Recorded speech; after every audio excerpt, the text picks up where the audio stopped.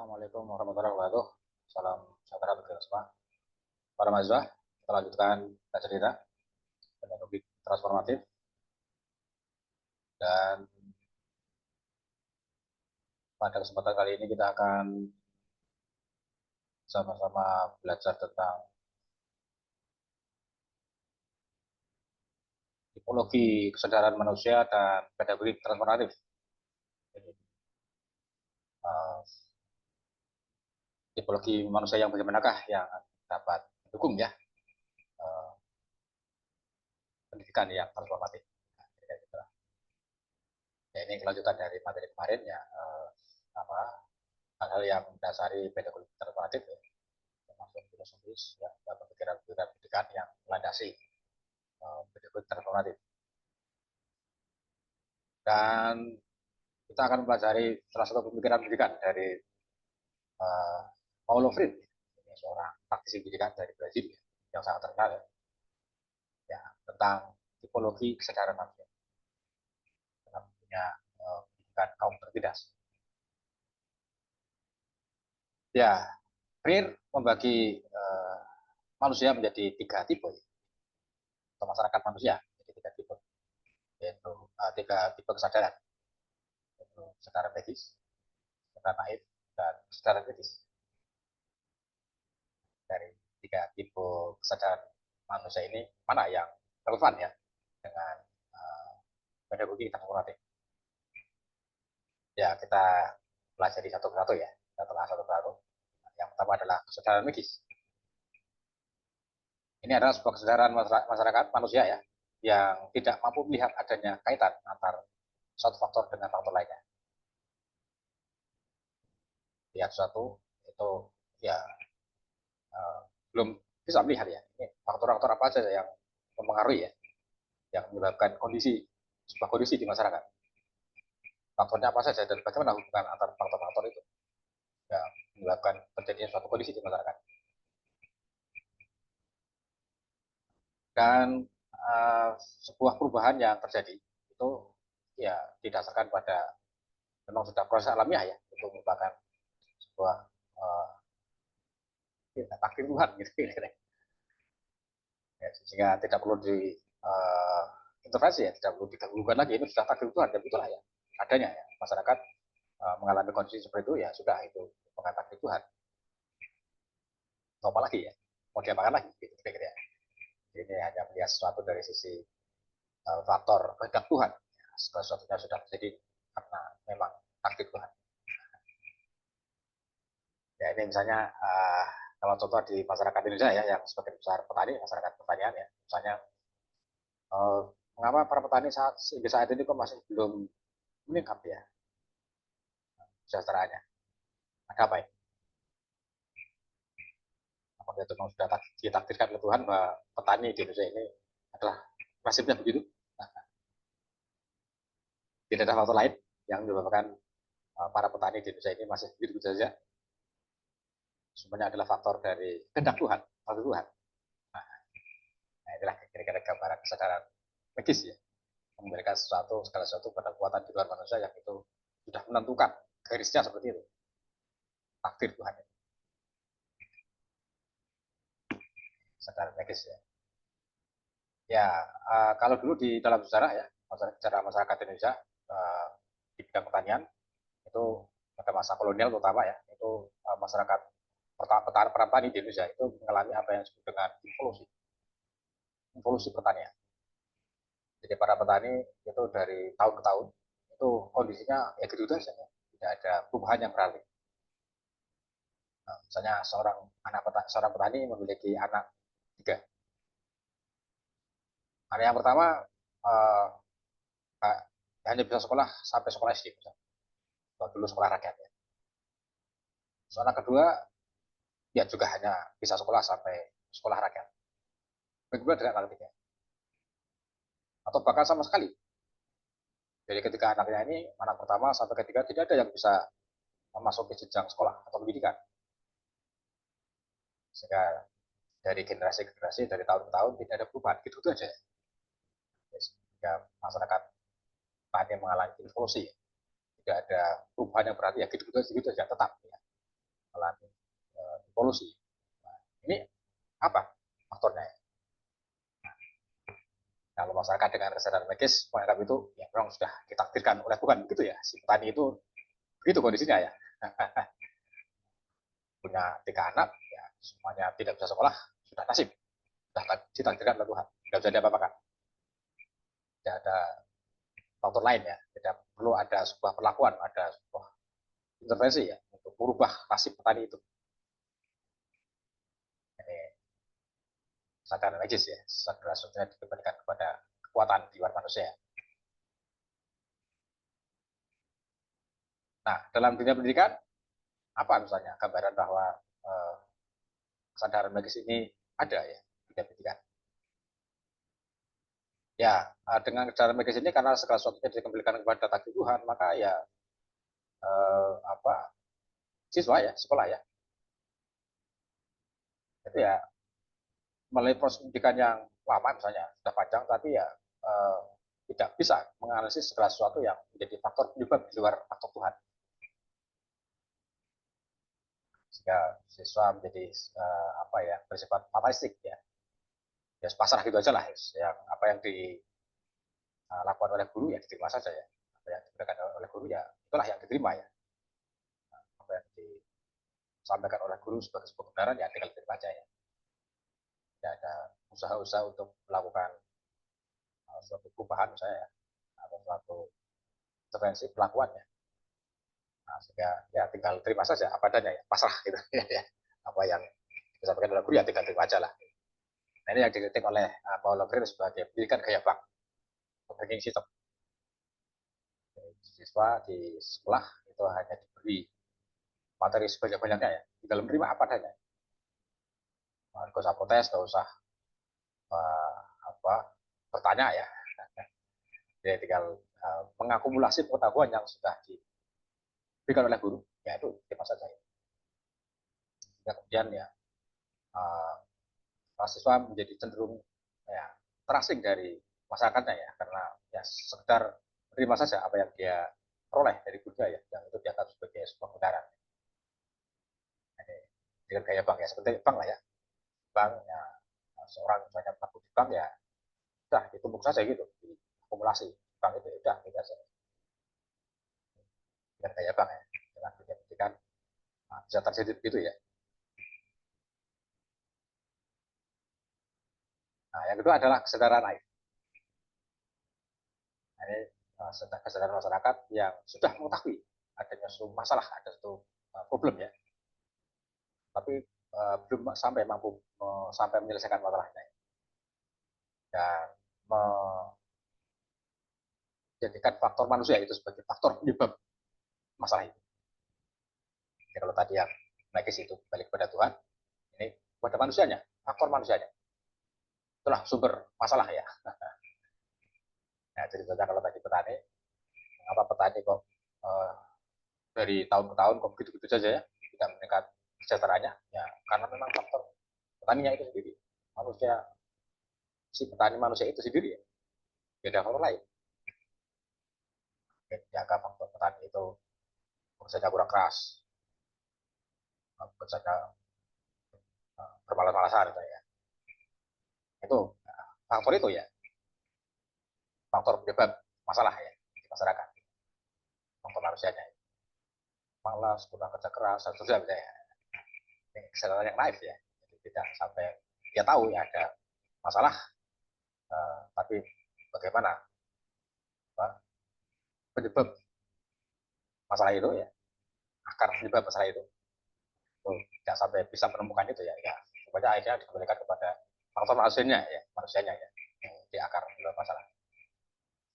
Nah ini misalnya di dunia pendidikan bisa digambarkan bahwa pendidikan kita itu sudah memiliki sistem dan struktur, dan itu sudah dianggap ya uh, sudah baik ya, sudah benar ya, nggak usah mungkin lagi ya, nggak usah dipertanyakan lagi.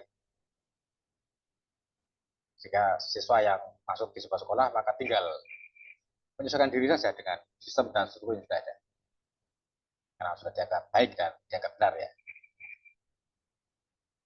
Nah ini ya kalau ada masalah ya, ya sudah ya. Nah, tinggal kita beradaptasi saja dengan sistem dan struktur yang ada. Karena itu sudah dianggap benar dan baik ya. Kalau ada masalah nanti ini manusianya ini bukan sistemnya ya. Ini maksudnya yang manusia yang bermasalah ini. Mungkin tenaga pendidikan yang bermasalah ini sekolah ya. Kalau misalnya siswa mau mengalami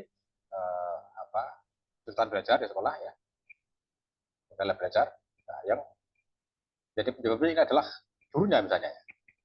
Tenaga pendidikannya, semuanya ya. Di faktor manusia dikembalikan ke faktor manusianya. Karena struktur dan sistemnya dianggap sudah baik dan benar ya, tinggal begitu saja. Ini secara naif ya. Nah, yang berikutnya adalah kesadaran kritis. Ini adalah kesadaran yang ya, dia pandang sebagai kesadaran tertinggi dari manusia ya.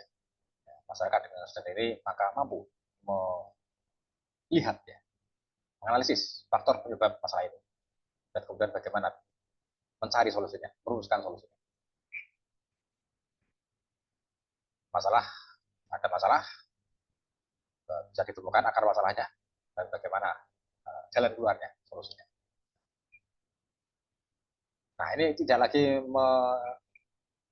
menyandarkan penyebab masalah pada faktor Tuhan tadi ya, seperti bagaimana kesadaran medis, tidak lagi pada faktor manusianya, bagaimana kesadaran naif, tapi ini pada sistem dan strukturnya. Itulah disitulah sumber masalahnya. Akar penyebab masalah adalah pada sistem dan struktur. Sehingga menggunakan pendekatan struktural ya. Ini akan untuk menganalisis secara kritis ya, bahwa struktur dengan dalam berbagai disiplin ya, sosial, ekonomi, politik, budaya, itulah yang menjadi akar penyebab masalah di masyarakat.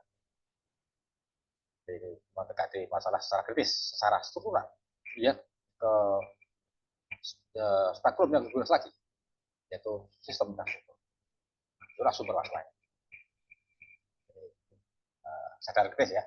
Ya kalau kita melihat suatu masalah, terus kita itu yang menjadi fokus kita adalah ini ada masalah struktural, ada masalah sistem. Ya, misalnya kalau tadi petani ya, petani yang kondisinya begitu saja ya, tidak ada perubahan yang berarti. Wah, ini bukanlah karena faktor takdir Tuhan, sebagaimana kesadaran medis ya, bukanlah karena faktor petani itu sendiri yang kurang kerja keras, tapi ini ada faktor-faktor yang sifatnya struktural, sistematis, yang menjadikan petani itu nasibnya atau kondisinya seperti itu. Ini faktor struktural dan sistem yang menjadikan petani itu begitu. Mungkin faktor kebijakan pemerintah, ya. Faktor sistem yang dijalankan dalam dunia pertanian di Indonesia ini oleh pemerintah atau faktor kebijakan, faktor struktur yang tidak adil yang menimpa para petani kita. Tentunya timpang ya. Petani kita selalu dalam posisi yang tidak diuntukkan dalam struktur pertanian di Indonesia. Nah, harga gabah selalu rendah ya, sementara beras bisa melambung tinggi sehingga tidak menguntungkan bagi para petani. Berarti ada faktor struktural ya, ada faktor sistemik. Itulah yang jadi fokus dari masyarakat yang telah memiliki kesadaran kritis.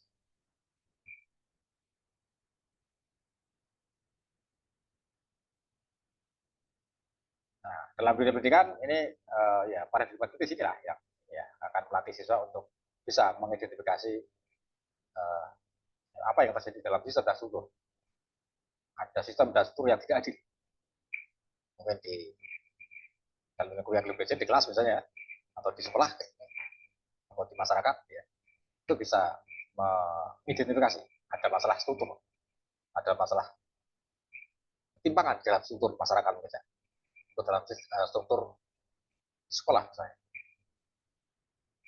Nah, itulah kemudian tugas sekolah adalah tugas pendidikan adalah ya ini ya, menciptakan ruang bagi siswa ya untuk ya ikut serta di dalam proses pembangunan struktur yang baru ya, yang lebih baik dan lebih baru yang lebih baik. Mendorong kita untuk terlibat dalam perubahan struktur yang bentuk yang kecil ya, misalnya ya struktur itu atau sistem itu menjadi lebih baik. Nah, inilah pada transformatif ya, relevan ya dalam kerangka ini ya, dalam sebuah kesadaran kritis ya, yang ketika siswa itu mampu ya, bisa ya melatih diri untuk mengidentifikasi masalah yang terjadi dalam sistem dan struktur ya. Dan ya jika ditemukan masalah di dalam sistem dan struktur itu kemudian dilatih juga untuk melakukan perubahan, melakukan transformasi. Enggak ya, menghadapi transformasi itu. Ya, kalau di kelas kita gimana kira-kira ya? Misalnya di pendidikan IPS ya, belajar di IPS ya. Nah, seringkali menjadi masalah klasik kan kalau belajar di IPS ya. Pada umumnya siswa kalau ikut belajar di IPS, apa yang berarti di sekolah, di kelas? Siswa ngantuk, banyak mengantuk. Tidak berbeda. Wah ini apa ini? Jawabnya. Nah, ini kalau tadi kesadaran kritis, ya akan dikembalikan kepada Tuhan ya. Ya memang sudah takdirnya begitu ya, siswanya begitu ya. Sudah dari sayanya memang kalau ikut pelajaran ini ya terus atau enggak semangat memang sudah takdir. Nah, ini kalau pandangan atau kesadaran lagi tadi, kembalikan ke faktor takdir. Ya mau diapakan lagi ya siswa yang memang begitu dari sono ya. Sudah berpunya semangat, sudah terima aja kepadanya ya. Nanti kalau ngajar-ngajar, yang penting ngajar selesai ya. Kalau kesadaran lagi ya. Tapi kalau kesadaran naif misalnya, wah ini karena siswanya memang ya, kalau masuk IPS itu sudah malasnya kambuh ya. Jadi malas kembalinya ke siswa. Kalau tadi kan takdir Tuhan ya. Siswa kurang bersemangat, malas karena itu takdir Tuhan. Tapi ini kalau kesadaran naif ini karena ya faktor di dalam diri siswa itu sendiri. Yang disalahkan siswanya. Hanya faktor penyebabnya adalah pada siswa. Siswa tidak semangat, tidak bergairah, atau bahkan saya prestasi belajar IPS-nya rendah, itu karena faktor siswanya itu. Kalau di kelas ngantuk, nggak mau belajar, males, kembalikan ke siswa. Itu kesadaran legis, live ya. Tapi perlu juga kita apa betul itu? Siswa begitu karena lagi Tuhan memang karena siswanya yang malas, faktor siswanya atau faktor lain yang tidak akar masalah. Mungkin faktor struktur, faktor sistem. Nah, ini perlu definisi, perlu ya, telusuri ya. Wah, mungkin ya faktor sistemik ya.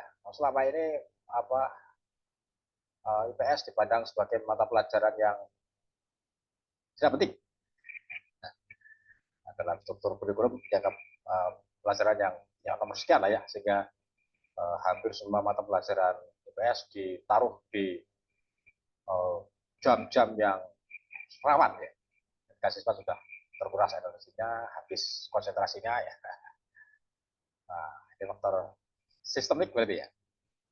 Semuanya diarahkan ke sana sehingga ya tuh siswa mengikuti pembelajaran tinggal sisa-sisa. Saya konsentrasi sisa tenaga ya, sisa penelitian ya.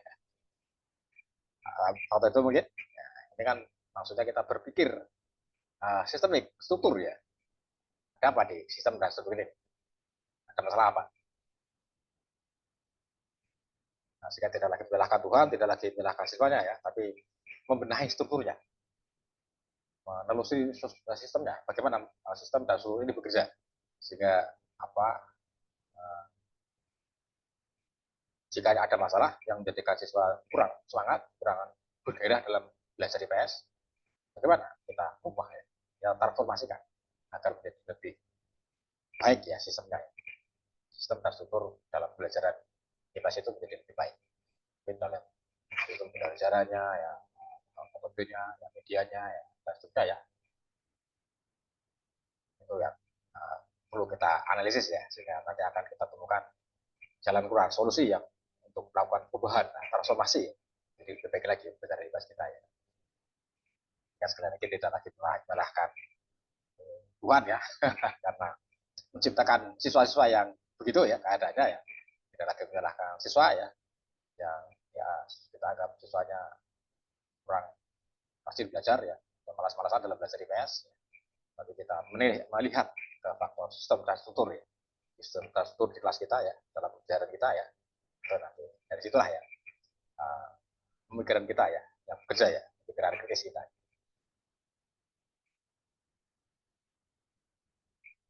Ya, begitulah kira-kira ya.